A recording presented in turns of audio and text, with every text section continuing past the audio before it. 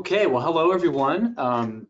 Welcome back if you joined us on Tuesday. If you didn't, welcome. We're here in the second part of a two-part series about the forthcoming FHWA Crosswalk Marking Selection Guide. We had a good discussion on Tuesday with our panelists about the forthcoming guide, what went into it, and what people can expect to get out of it. Today, we're really going to dive into a more detailed look at the field research and those findings from the same project that really helped inform the guide. So we're excited to get into that with you today. Before we start, just a bit of housekeeping. Again, you can submit questions as you have them. We got a lot of good questions on Tuesday, and we can hopefully answer some of those today. And any that you want to send in at any time, we'll monitor those, and we're holding a period of time at the end for discussion. We're archiving the webinar at pedbikeinfo.org/webinars. That includes both a copy of the slides and a recording of the webinar. I'll push out a link to a copy of the slides in just a moment so you can have those on hand. We are providing a live transcript of the webinar today. The link is shown there. I'll drop that into the chat momentarily if you're looking for that. Later today, you'll get an email from us with instructions for generating a certificate of attendance for the webinar and more detail about professional development hours associated with this webinar. We encourage you, as always, to review episodes we've held previously and sign up for things we have coming up. This is just a point that at pedbikeinfo.org/webinars, you can find the recording and the slides from Tuesday's session. If you missed that one, it's there for you. Again, the team reviewed the guide, the purpose of it, the organization, some information about state of practice on this topic, shared information about the original research conducted, and then the recommendations from the guide. So today, obviously, we're going to be getting into more detail about the original research that went into this guide and some of the findings there. Let me introduce you to our panelists who are joining us again today. Mike Alston is a senior engineering associate based in Oakland, California with Kittleson and Associates. Mike has direct experience conducting transportation research and applying that research to the local context. Sarah Brown is a transportation analyst at Kittleson and Associates in the Wilmington, North Carolina office. Sarah has a passion for mobility justice and integrating equity further into the systems and foundational practices of the transportation sector. And Bastian Schroeder is a senior principal engineer for Kittleson, based in Wilmington, North Carolina, serving as the firm's director of research and innovation. And as a recognized leader in the transportation industry, he helps guide transportation emerging trends and technologies. So again, we're very happy to have this panel with us today. We're also joined by Darren Buck from the Federal Highway Administration, who oversaw the research and the development of this guidebook. Let me go ahead now and hand the screen over to our first panelist, Bastian Schroeder, who will kick us off. All right, you're all set. Thank you so much, Dan, and thank you all for joining us again today for the second part of our webinar series here. Same project, we'll repeat some of the overview information, but really the purpose of today to jump into the detailed field research findings. So the actual yielding study that we performed at crosswalks across the country, really share how the data collection was performed, how it went, and then what some of the models were that we developed from it. Before we get into that, I do want to hand it over to Darren Buck with Federal Highway Administration for some opening comments. Thanks a lot, Bastian. And I'll kick off today, as I did yesterday, to thank the entire Kittleson and UNC team for the tremendous work that was done on this. You're going to hear about a very rigorous field study that was done as part of this overall project that required frankly, a lot of person hours out there in the field, and putting a lot of people out in the field was obviously a complicated thing to do over the past 2 years. The team made a lot of changes and adjustments to make it happen and produce what we hope is a very some usable observations to help inform practice in the years to come. As I said yesterday, or 2 days ago, the guide, we are still in the review and formatting process to make sure the document is FHWA compliant, to make sure that we are appropriately capturing how to translate the findings from the experiment into recommendations for practice. But we expect sometime this spring to have the final document out and published on our website. We would encourage you to check out the webinar from 2 days ago so you can put in the context of where this particular experiment fits into sort of the overall structure of what we'll be doing. When we do put that guide out, we'll let everybody know via our various federal highway email lists on our Office of Human Environment PED-BIKE webpage and through PBIC and Kittleson. We're excited to get it out there, and we hope these webinars, particularly the archive versions, hopefully when it comes out, if you need a quick orientation to what is in the guides and what went into them, these webinars can serve as a resource for you as well through the webinar archive. Again, thank you to both Kittleson and UNC, everybody there, for the hard work, and I'll pass it back to Bastian. Thank you, Darren. So a quick overview of the research team. Cadmus, Pierce Schwab actually led the overall coordination, and then Sarah O'Brien with HSRC and myself served as co-principal investigator. You'll hear from Sarah Brown and Mike Alston today, and then also acknowledging Duncan Ritchie with HSRC, who helped with a lot of the data collection. We mentioned on Tuesday, Taha Salim with HSRC also helped with a lot of the model development.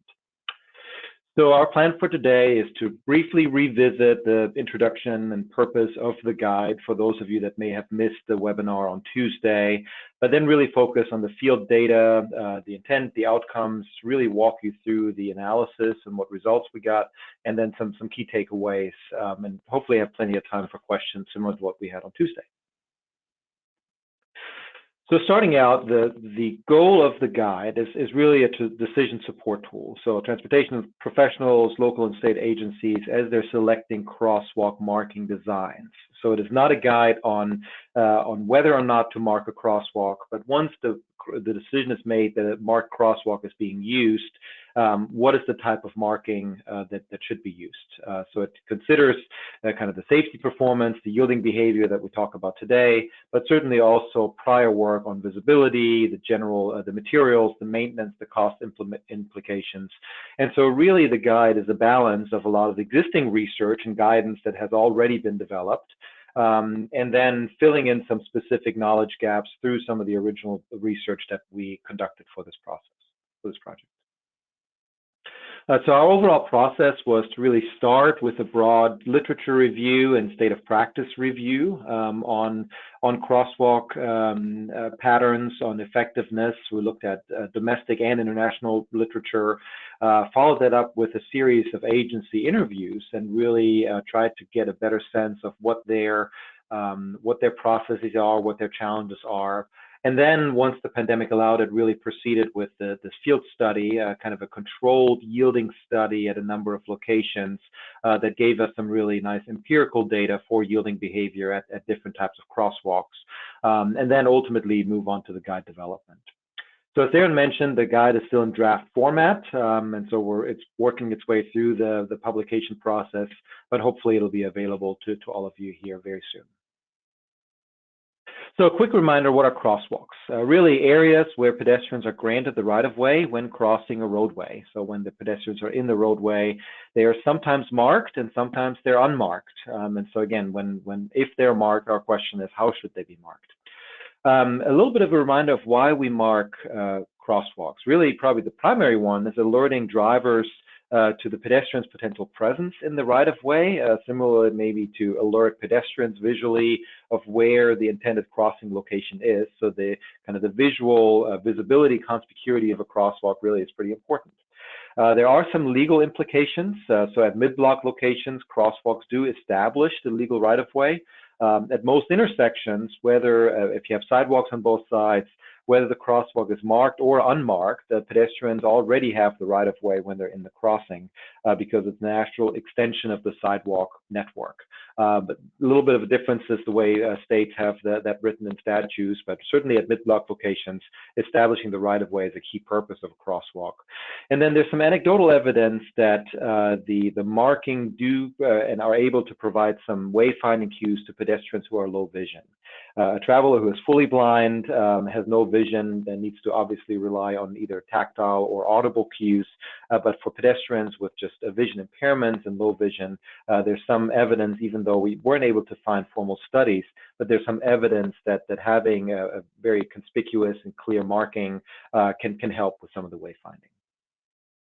So part of the motivation for this study, and this is a figure here from the MUTCD, the Manual and Uniform Traffic Control Devices, is that markings really come in a lot of different patterns. And really the biggest question is really the distinction between, at the very top, what's called a basic pattern, so really just the transverse marking of the two parallel bars, versus various forms of high visibility markings. And you'll see variations here of the double paired longitudinal bars, diagonal markings, or then perpendicular bar, which is sometimes also referred to as a ladder marking for obvious reasons. It looks like a marking. So really part of our questions is that these high visibility markings, or HVC, really the key question is, does that increased visibility of HVCs lead to an increased effectiveness? And effectiveness, we define as a safety benefit, and really the most measurable safety benefit is driver yielding behavior. Using crash data is a little bit more difficult to do. And if so, where should they be used? So these HVCs, so high visibility crosswalks, where should they be used, and why not use them everywhere? Secondary, what are the agency's criteria then for selecting marking types, and which criteria should be included in the guide for recommendations? The focus for today is really this first one, the notion of effectiveness. Can that be measured in the field, and how can we quantify the effectiveness of these crossings? So in order to do that, what we looked at a few different research approaches. What we ended up doing is doing these staged pedestrian crossings. So we're looking at measuring driver yielding behavior of both the HVCs as well as the basic markings, and doing that in as much of a paired comparison as we could. So same town, same general area type. So if one's in a neighborhood, the other one's in a neighborhood. Sometimes we're able to find two crosswalks on the same street, so it's the same drivers. But also, very importantly, we really controlled our researcher behavior. So they wore the same clothing, they had the same general behavior. We went through a lot of training to make sure that we're not biasing the results by having one of our staged pedestrians be very assertive while another one was very passive. So we did a lot of internal training and then reviewed videos to make sure that really, even though we did this in different parts of the countries, that we used similar protocols. So high-level findings, before we get into the details, is first, the high visibility markings are associated with an increase in driver yielding rate. So even after controlling for key factors like vehicle speed, which impacts yielding very significantly, the HVC still provided a measurable and meaningful, statistically significant benefit in yielding. We did find that above the markings, that really the driver speed had a tremendous impact on yielding, a negative relationship. So the faster the speed, the less the yield likelihood are. And the effectiveness of the markings were really strongest in the slower speed environments. So when drivers were going 30 miles per hour, there was still a little bit of a benefit, but the yielding was so low once vehicles were going 40 miles an hour or greater that really it's not meaningful. It might have increased from 3 to 4%, but it ultimately still means that most drivers don't yield.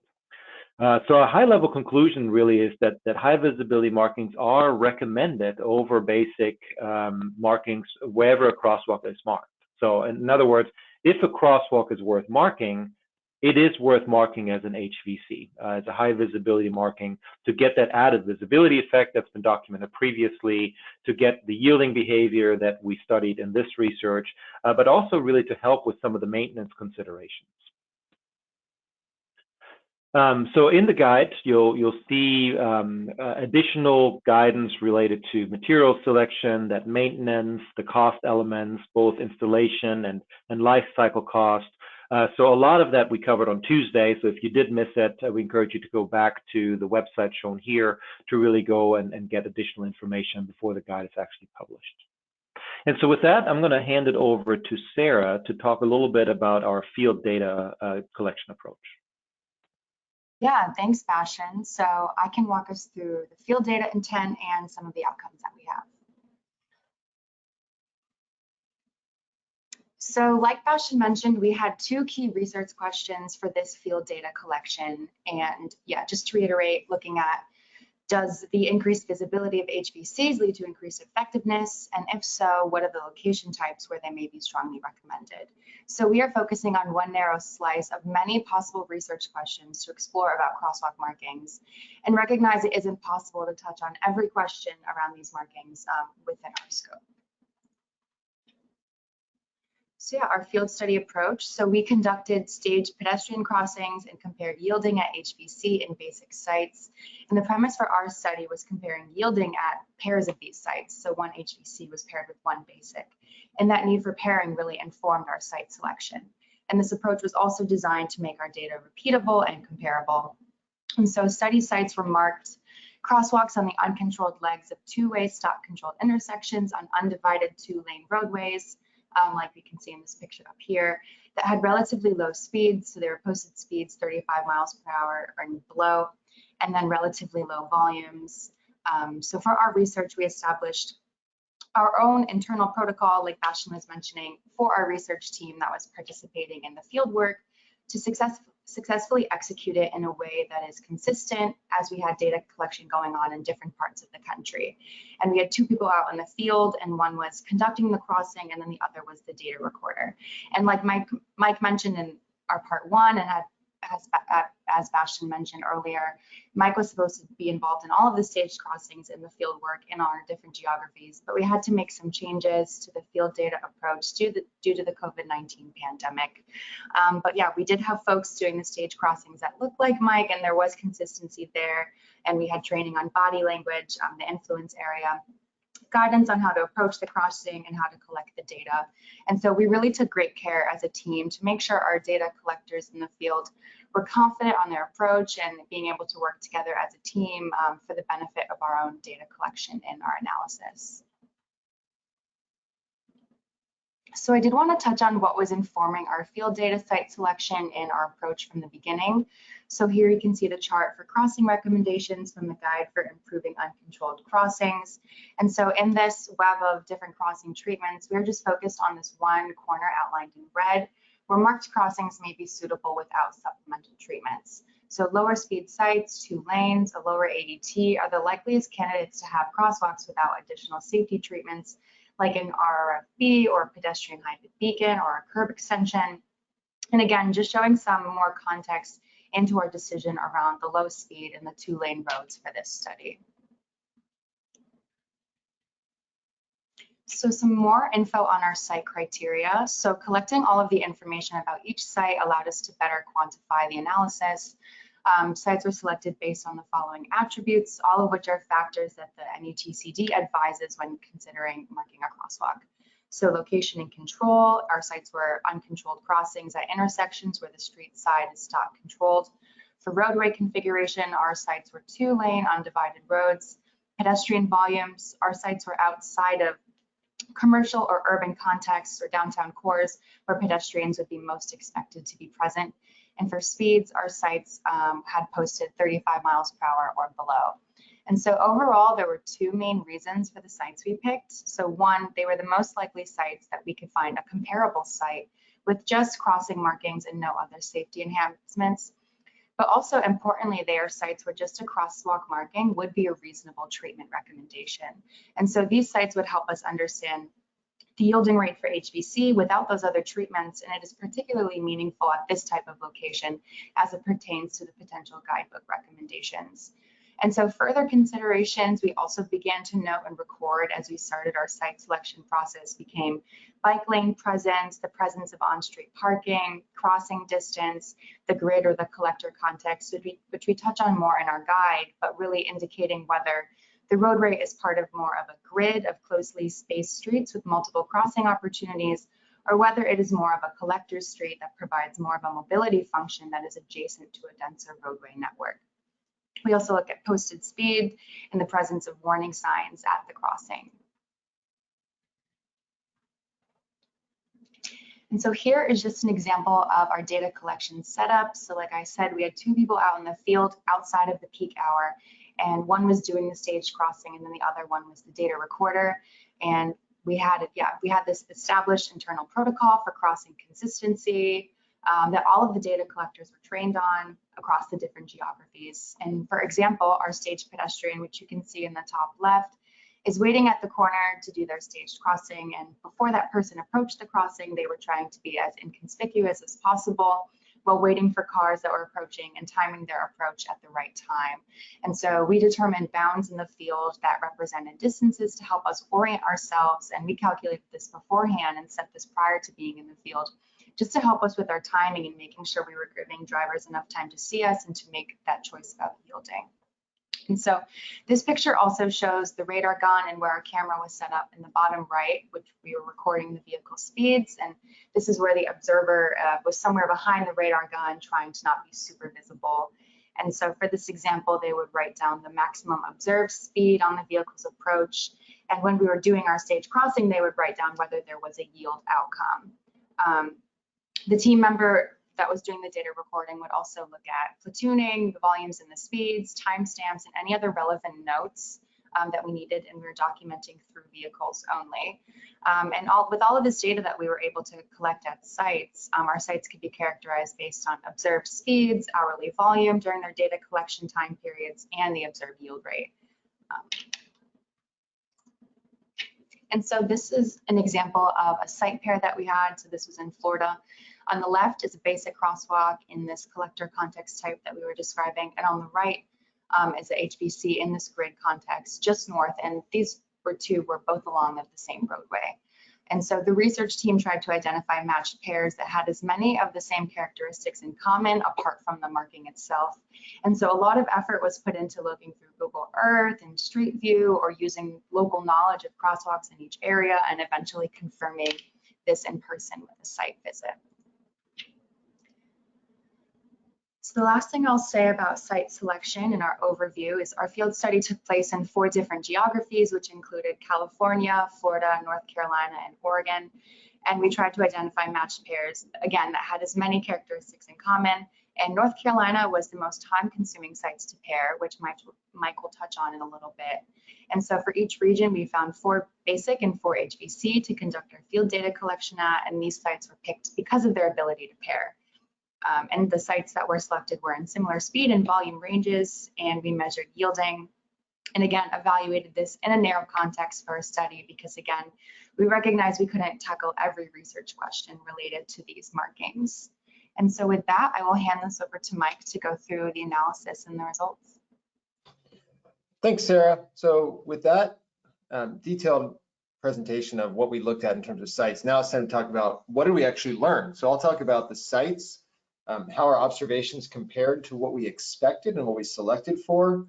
I'll give you a discussion of summary characteristics, and then Bastian will get to talk about modeling approach and results and putting all of what we collected to work. So in terms of the analysis approach, Sarah mentioned that we selected sites based on a number of variables which we either definitely could control for or try to control for. So for example, they were all 2-lane roads, we could control for that. They were all low speed and volume. We could try to control for that and then see how we did after we visited the sites. And just as evolving practices and projects and repaving occur, in very dispersed fashion, and little accidents of history led us to find some interesting streets where one crosswalk was basic and the next was high vis. We similarly found a smattering of high-vis and basic sites with and without warning signs. So in other words, as we're trying to construct these, our perfect sites where all else is equal, where we can compare basic and high-vis, we did also notice that some warning signs, the ones I'm showing here, were present at some basic, present at some high-vis, but not all. So as standards and practices have evolved, we are left with these interesting sites that allowed us to do some comparison. So we noted and later evaluated yielding behavior with respect to the following variables: volume, posted and 85th percentile speed, presence of warning signs at the crossings. So we treated either one of these signs as simply sign present.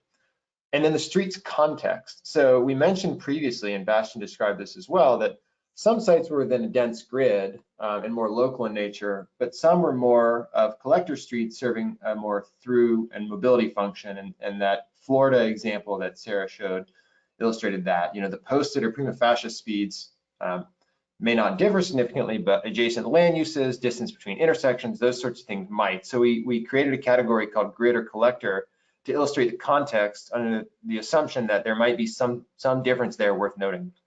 So I'll share a summary of what we observed at the sites and talk about variation on the next slide. And speaking of variation, Sarah alluded to this as well. North Carolina was very difficult to find good paired sites. And the reason for that appeared to be that the marking practices were quite consistent within areas. So, you know, we'd find a roadway with basic, or we'd find a roadway with high vis, and we'd say, okay, you know, there's got to be an intersection nearby that has a different marking, but they were generally pretty consistent compared to some of the other locations we looked at. So as a result, we did accept some sites with 35 mile per hour posted speeds from North Carolina. So in total, we had 32 sites that we looked at. There were 26 total with a posted speed of 25 miles an hour, 1 in Florida with a 30 mile per hour, and 5 with 35 mile per hour. The 5 were all in North Carolina. So that's just as a function of trying to find these perfect sites. We knew we couldn't be perfect. So we knew it would be hard or impossible to find. So this just gives you a good example. So we took the best we could and recognized we would have some variation in speeds, and we'd be able to account for that in the analysis. So on the next slide, I'll talk about how we accounted for that. So this is the point I was just making illustrated. So this is a box plot, and what it shows is our 32 sites binned by both state and posted speed. And what we're charting and what we're showing here is the speed distribution of all observed vehicles at the sites. So the North Carolina sites with just 25 mile per hour posted speeds are more or less on par with the other sites. You can see the second or the third bar down there, a 31 mile per hour 85th percentile speed. When you compare that to other groupings of sites with 25 mile per hour posted speeds, they generally are in a pretty tight range from 29 to 32. What really sticks out to me in this chart is those North Carolina sites with posted speed of 35, where you can see the median, the quartile distribution, and of course the 85th percentile is much higher. And so we just recognized this as we did the data collection and tried to account for it later. So simply the point I'm trying to make here is we knew that our sites weren't going to be perfect, and we were able to actually evaluate that with the use of measuring speeds in the field. On the next slide, I'll talk about volumes. So volumes are the other factor that we tried to select for and then could actually evaluate how we did. So what we're showing here is the two-way hourly volumes at each of our sites as measured while in the field. So for example, if we spent 2 hours at a site, we counted all the vehicles that passed in either direction while we were out there, and then we just simply divide that by 2 hours to get an hourly volume. Sarah mentioned this already, I believe, but we visited all sites in off-peak conditions. And so this is showing what the volumes were when we were out there in off-peak conditions. If anything, the bar chart, in my opinion, really overstates the trends. The difference of 200 hourly vehicles and 600 hourly vehicles is 300% difference, but it's still a decidedly low volume road. And if you were to assess the ADT and compare it against guidance that offers ADT, these are really sites that are all in the same general bracket of those low volume sites. So again, we did the stage crossing outside of peak hours, minimal opportunity for platooning or other issues, and then we're able to relate our findings to the volumes while we were there, trying to get isolated and independent observations. And so let's talk about results here. So the first order of business was to actually compare the yielding rates at each of these sites, basic versus high vis. So this is showing, again, 32 bars total paired within each state. So you'll note here that there's 16 pairs.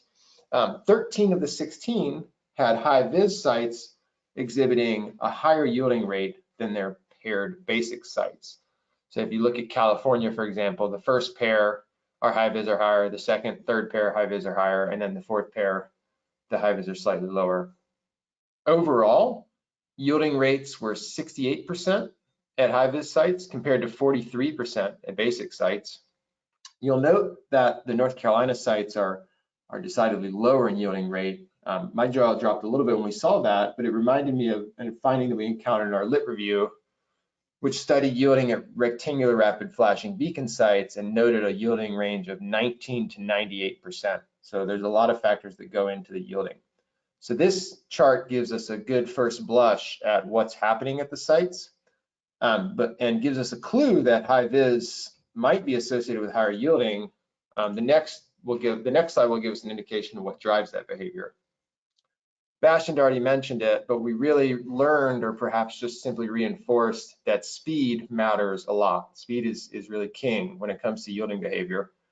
So this is showing one dot for every site, and it's comparing yielding rate for the site to speed. And you can see a general, to 85th percentile speed. So you can see a general negative trend. As you move to the right and speeds increase, yielding rates generally drop. So this really shows the extent to which speed and yielding are related. Even as we set out to study crosswalk markings, we simply can't ignore speed. So this gives you a good idea of what we captured, how it compared to our a priori expectations, and how we thought about it.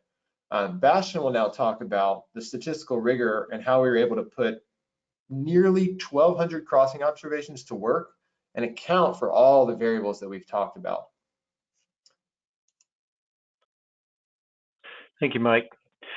So in order to really develop this model and account for all of these different factors, we really wanted to make sure we wanted to approach this to see, can we isolate what the true effect of the marking is? We knew speed had a big impact, but then there's all these other factors that Mike mentioned earlier, you know, the region, the context of the roadway, whether or not there's a warning sign. So all these things we know from literature intuitively impact yielding behavior, as does, by the way, the general pedestrian behavior and even pedestrian demographics and gender.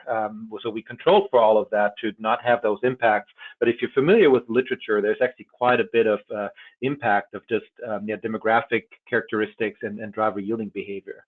And so ultimately, this approach of using the paired observation of one vehicle and one driver, and what is the outcome that that driver chooses to perform in response to a certain set of conditions, really results in 1,200 data points, even though we're only at 32 sites. So we repeated it, and these observations are independent in a way because it's really a different driver each time. We're controlling for the pedestrians, but we really, another way to mention this is we subjected 1,200 drivers to a similar scene, meaning they approach a two-lane road with a crosswalk, with a pedestrian approaching and wanting to cross, and what is the outcome? So really it becomes a binary, you know, almost a coin flip, right? One meaning it's a yield, zero meaning it's a non-yield. And so what we're looking to do is, what are the factors that describe the odds of yielding, or that we can use to predict ultimately the likelihood that a driver will yield. So we looked at a number of different models that are shown here, really different combinations of factors to really begin to isolate what these are. Marking type is really the common theme here. Marking type and speed are, but then we're also looking at what are the other variables and are they significant. The way we did that modeling is with a logistic regression approach. And so it looks a little bit more complicated than maybe what you remember from a linear regression approach.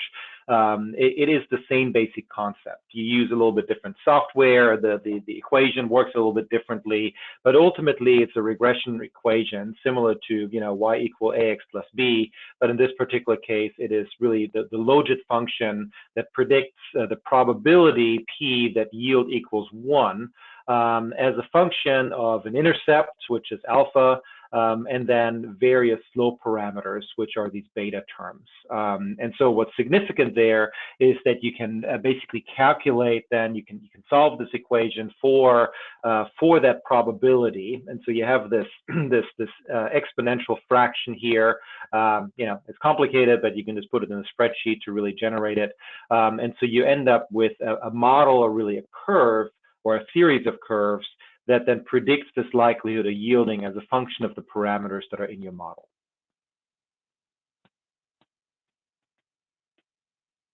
And so what did we find? So we found, really most importantly, that the vehicle speeds have a negative, statistically significant effect on yielding. It's very, very strong. It's present in all the different models, and it's the single biggest predictor of drivers being willing to yield is how fast they're going.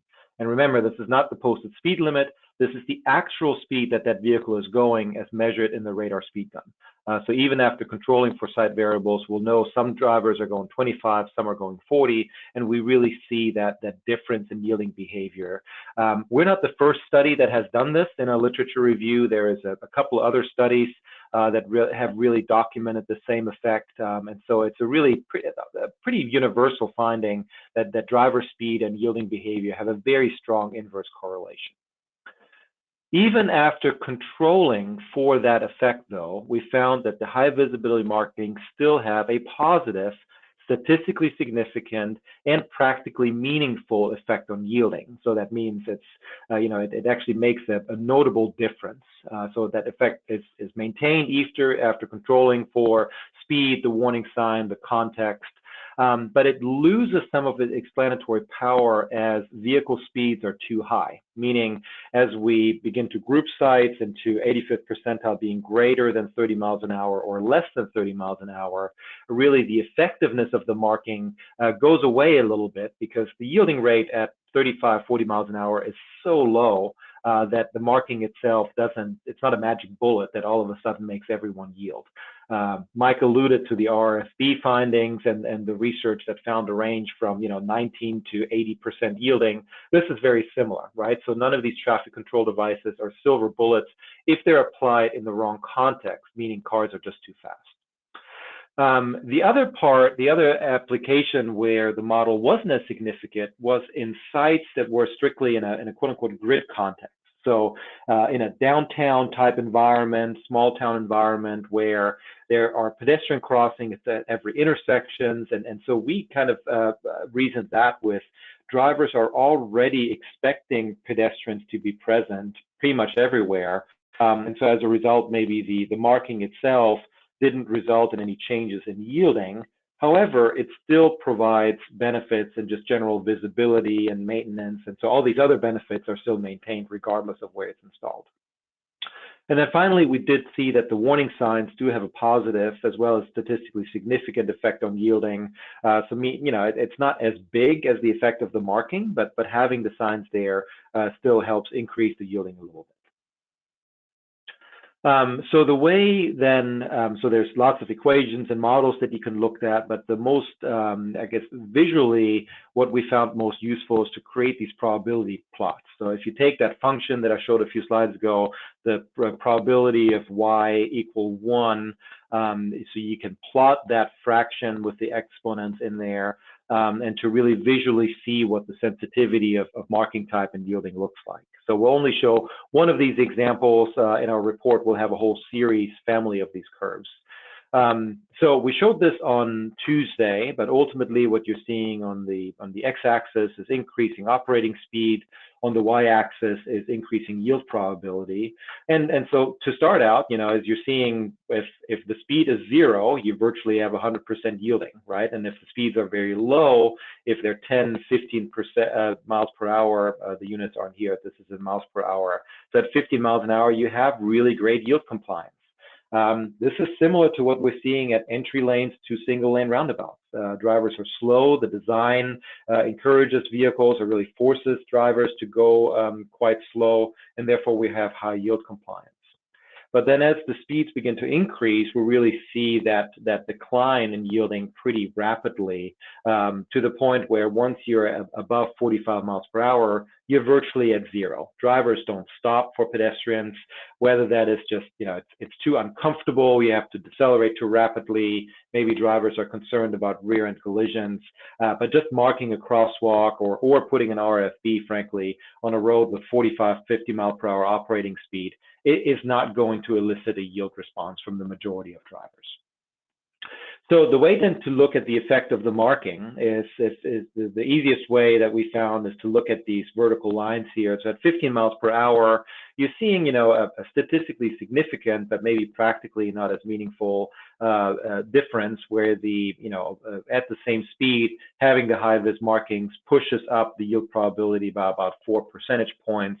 But then if you go to 25 miles per hour, really the sweet spot for a marking only application of crosswalks as a traffic control device, we're really seeing that the yield rate moves up 14 percentage points, right? So you're going from somewhere in the 40% closer to like a 60, 65% yield rate, consistent with the averages that Mike mentioned earlier. And then as you get to these really high speeds, it's still statistically significant, but practically speaking for a pedestrian, whether you have 2% yielding or 3.5% yielding, just doesn't make that much of a practical difference. But what is important across the board, really, the marking itself, even after controlling for speed, shows us this improvement and this increase in yielding behavior, which really means the markings work. So drivers see them, they perceive them as being something different, and they respond with being more likely to yield to pedestrians.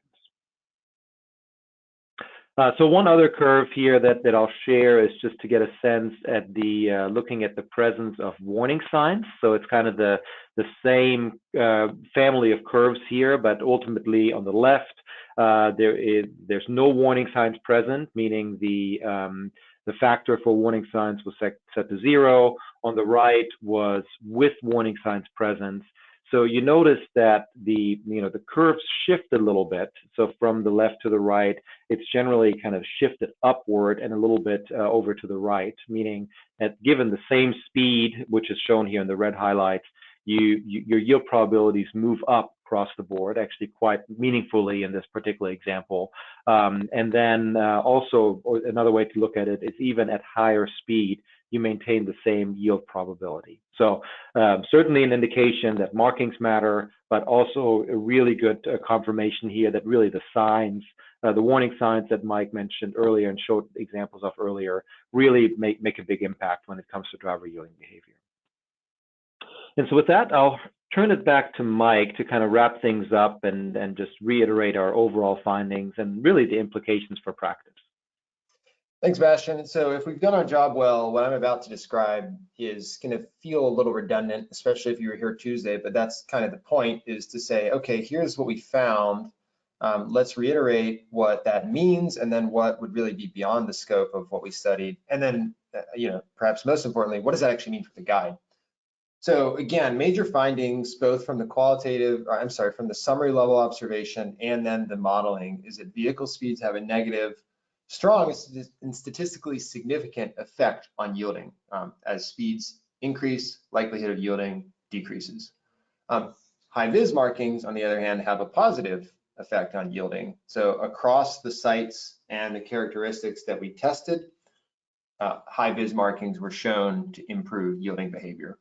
That effect holds when we control for speeds and warning sign presence. It loses explanatory power at sites with 85th percentile speeds above 30.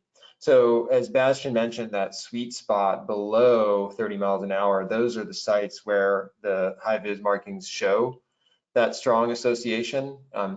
Even at those sites, there are drivers who are going fast and might not yield, but once we have sites that operate at that higher speed, they lose that explanatory power. They also lose, high-vis markings also lose that explanatory power at those sites in strictly grid context. I'll expound on that more in a subsequent slide. And then warning signs improve yield, or are associated with improved yielding as well. And then high-vis also complement warning signs. So I'll talk about the implications for the guide on the next 3 slides. So the implications here are to acknowledge that high-vis provide benefit, but there are limits. For sites with higher speeds, that effect is lost. That doesn't mean you shouldn't do them, simply that marking alone is likely insufficient. And we kind of knew that before we started this experiment in any case. In the guide, we address this by alluding to other publications out there, especially including Federal Highway's Guide to Improve Uncontrolled Crossing Locations. So again, high-vis markings aren't a silver bullet. Most treatments alone aren't. There's limits to what high-vis markings can provide in terms of yielding benefits, but that doesn't mean we don't recommend them in those. We just also recommend supplementary treatments. And so one note when we discuss this is that it's simultaneously discouraging to see that yield benefit taper off, but it's certainly not surprising. We know that speed is the main thing here. So next slide.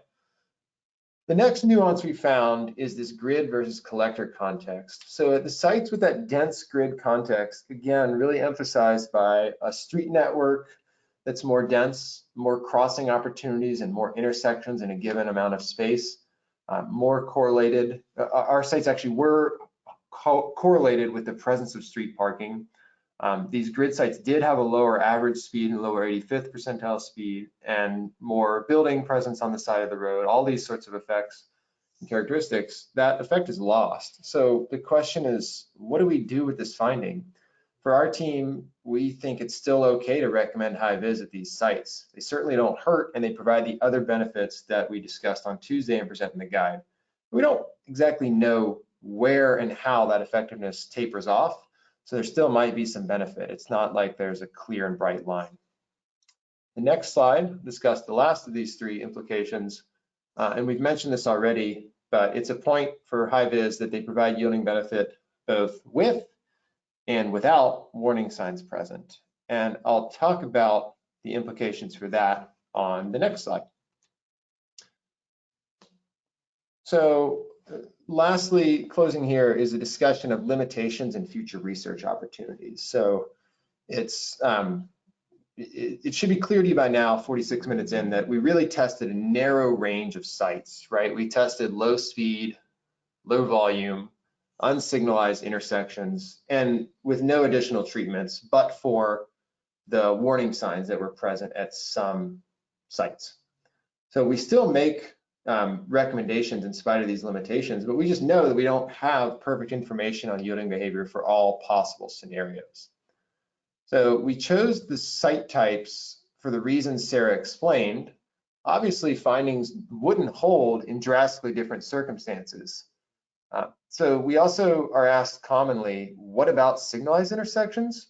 So I have three answers to that. One, it was simply beyond our scope, right? I just mentioned the sites that we did study, but there is a nugget here of supplemental treatment. So the presence of warning signs didn't completely remove the benefit of high vis.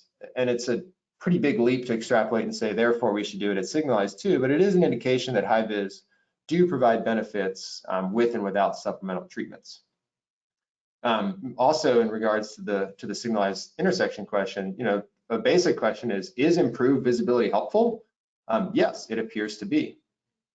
And then lastly, I'll say also on the signalized intersection piece, there is ongoing research that the Highway Safety Research Center at UNC Chapel Hill is conducting with North Carolina DOT that might provide some insight into that question. We also, because we had to control for these variables, we tested with a white male pedestrian. Research has shown, and Bastian alluded to, yielding rates depending on a number of factors, especially including sociodemographic characteristics of the person crossing. So we tested, again, one scenario, but we recognize that those findings might change when you start to change and tinker with some of the variables. So that's an opportunity for future research and expansion on what we've presented here. And then lastly, dilution effect, which I put here with a question mark because it comes up a lot. It's a topic we discussed as a team at some length. It was really beyond the scope of what we were studying. And we've heard about sign fatigue, but at the same time, such questions really aren't asked about stop signs, other traffic control devices. A crosswalk marking is a traffic control device. So it doesn't necessarily follow that there would be an argument to worry about overusing high vis. They're more visible, they're a traffic control device, and they indicate where to cross.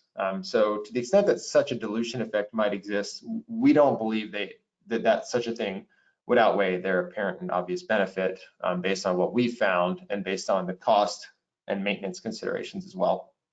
So it's a little bit of limitations and future research opportunities there. And then the next slide is really a placeholder for Q&A, which we've left about 10 minutes for. So again, thank you, and I look forward to the discussion that we can have.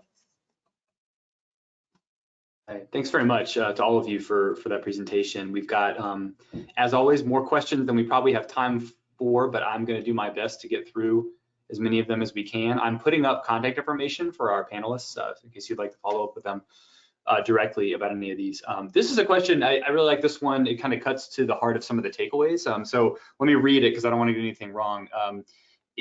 Question basically is, if an agency is unable or unwilling to make the commitment to mark every crosswalk that they have as a high visibility crosswalk, is it accurate to say that from a cost benefit perspective, they do best by converting basic markings to high visibility crosswalks at sites outside of the grid context where speeds are in the range of 20 to 30 miles an hour? So some of the speed and also land use takeaways you had at the end, is that really where the bang for the buck might be the best focus from the findings that you documented?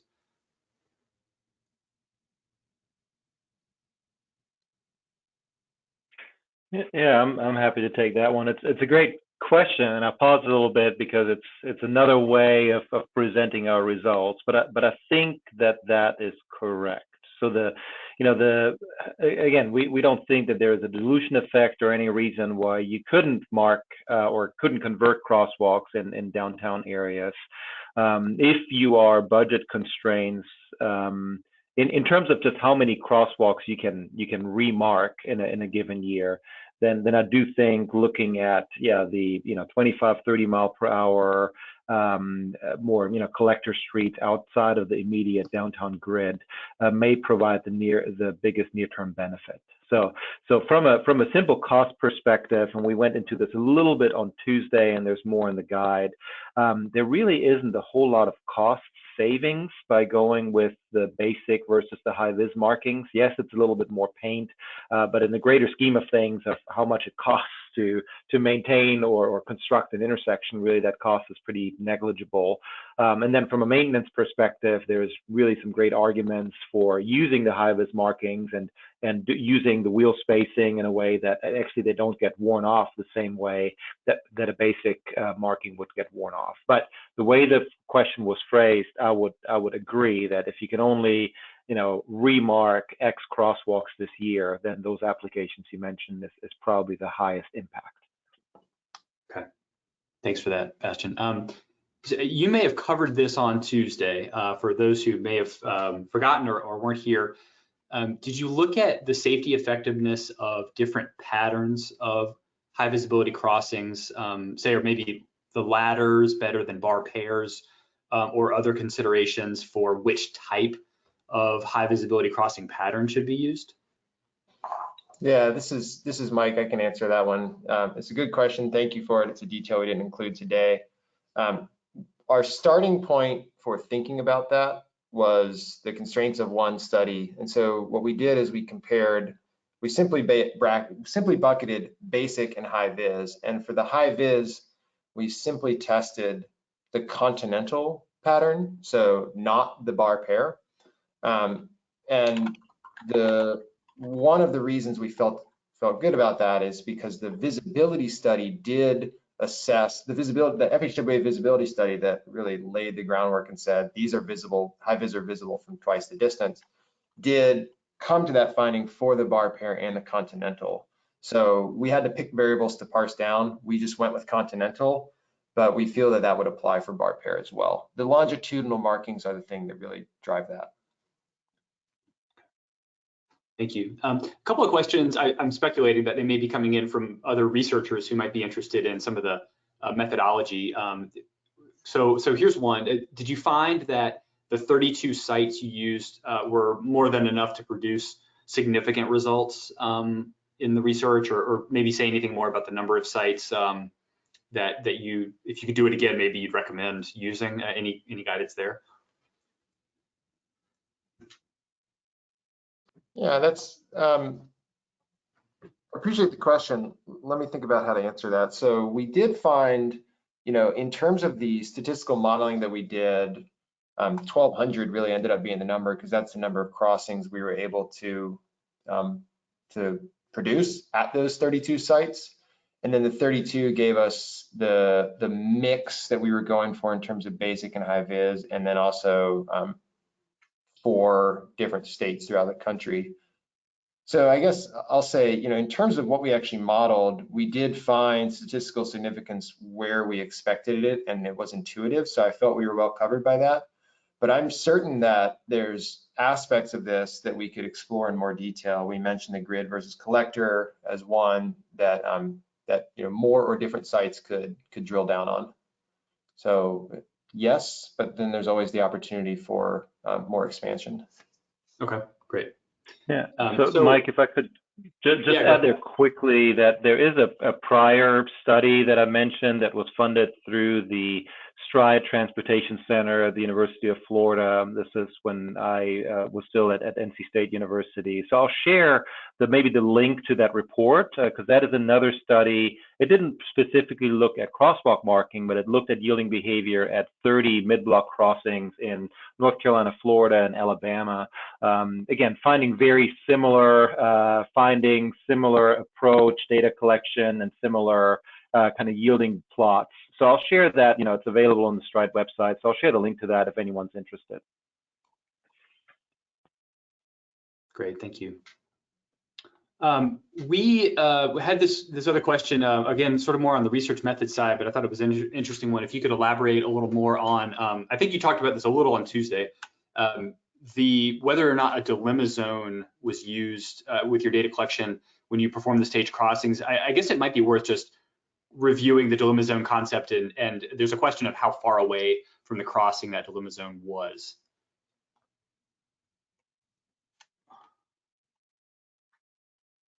Yep, so I'll take that.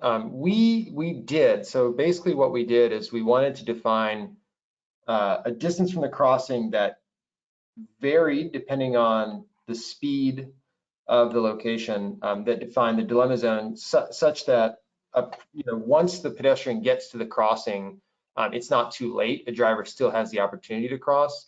But the flip side of that coin is it needed to be close enough so that a person who gets to the crossing wouldn't clearly have the ability to make the crossing. In other words, if you're just standing there and it looks like you're just waiting for the bus for 20 seconds before the driver arrives, that would actually change the scenario as well. So we defined a dilemma zone based on how wide the street is, which told us how long it would take to cross. So we needed drivers to be closer than whatever that time was, but then we needed drivers to be far enough away that they wouldn't have to slam on the brakes. And so we basically calculated that for each site and then associated that with waypoints once we actually got to the site. And then we would usually do like a few warm-up crossings to make sure we actually had it calibrated and dialed in so that what we saw from aerial imagery actually matched the experience there.